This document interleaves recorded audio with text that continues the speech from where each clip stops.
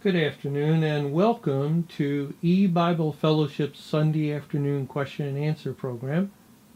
During this time, we're going to take your questions regarding the Bible, and I'll try to respond as much as possible by going to the Bible, as the Bible is God's holy word.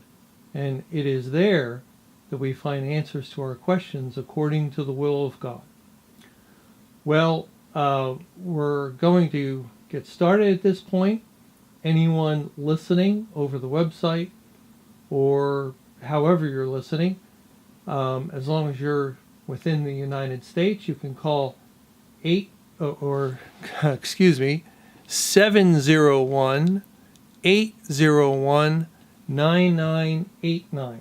701 801 9989, and we'll be glad to take your call. And once you do dial that number, you'll be given prompts on how you can bring your question, and you'll end up in a conference room like this, where we can see various people, and all who enter into the conference room can then raise their hand by, again, following the prompts when you dial in.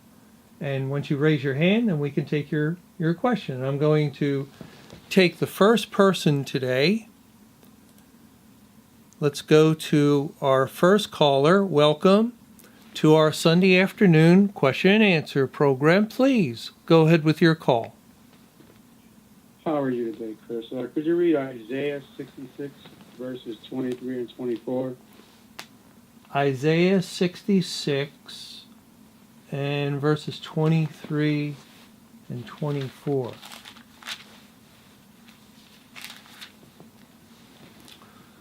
It says in Isaiah 66 verse 23, "And it shall come to pass that from one new moon to another, and from one Sabbath to another, shall all flesh come to worship before me, saith Jehovah. And they shall go forth and look upon the carcasses of the men that have transgressed against me. For their worm shall not die, neither shall their fire be quenched, and they shall be an abhorring unto all flesh." Could you explain the relationship of the new moon and the Sabbath in relationship to what's going on in verse 24, the judgment that's coming upon all men?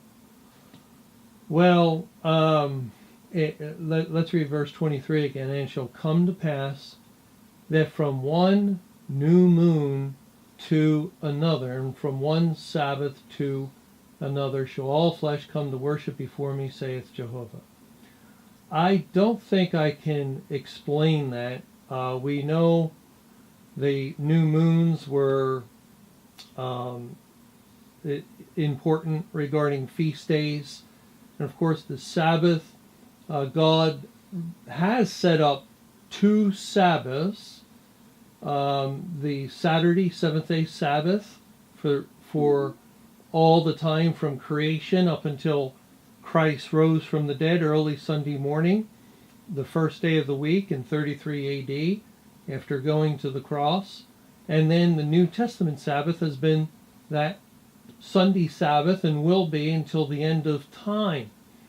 So it's possible, as Christ, of course, is typified by the seventh-day Sabbath of rest.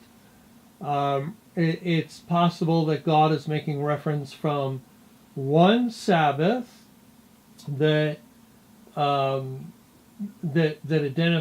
with the Old Testament to the New Testament Sabbath, the Sunday Sabbath, which identifies with resurrection, and we're in a way living in a time period that identifies with the eighth day or the first day of the week, because from the flood in 4990 there were 7 days, the Bible said, or a day is 1,000 years, 7,000 years, and May 21, 2011 completed the week, and therefore Judgment Day is the start of a new week. It is in millennial terms, as though we've returned to the first day, which is the eighth day, and the eighth day identifies with resurrection, and this will happen shortly, very shortly, into this time period, as if we're correct, according to the biblical evidence that has been mounting up for the year 2033. That is very, very shortly after we've entered into the 8,000th year, into this time of Sabbath. And there's an interesting verse in Chronicles, I think, that says, as long as she lay desolate, she kept Sabbath. And so tribulation periods are, in a way, a form of Sabbath observance. And that's why after 6,000 years from creation, it would really turn to the seventh day. And in the Old Testament, the seventh day was the Sabbath day. So in 4990 BC, it was 6,023 years, and then God brought the flood. So that 23-year period, in a sense, was an observance of the Old Testament Sabbath, then the judgment. And so we can see as from the flood until 2033 is 7,023 calendar years. 7,000 years enter into the new Sabbath, which is a Sabbath that identifies with resurrection. 23 years, calendar years, 22 actual years, of desolation, the judgment on the world, which is an observance of that Sabbath. And then comes, if it's all correct, the resurrection of all God's people.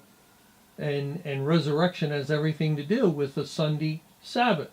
And so the ongoing keeping of that Sabbath will be forevermore into eternity future. And I think that would be in view here, and in these verses, because we know verse 24 has is definitely speaking of the final judgment of the world and the unsaved people, the world's destruction, as their worm shall not die and their fire shall not be quenched. That is, the wrath of God will never relinquish. It will never let up. Once God destroys all the unsaved, they will forever, eternally be destroyed.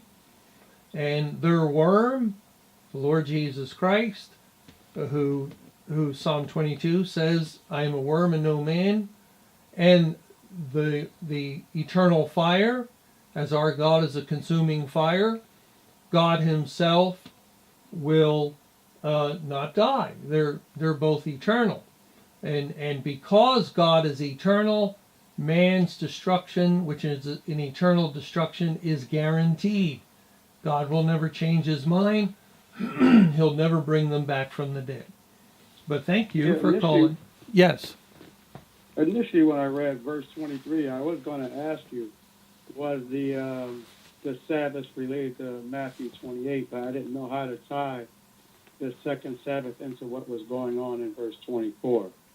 Well, I don't know if I tied it in too tightly.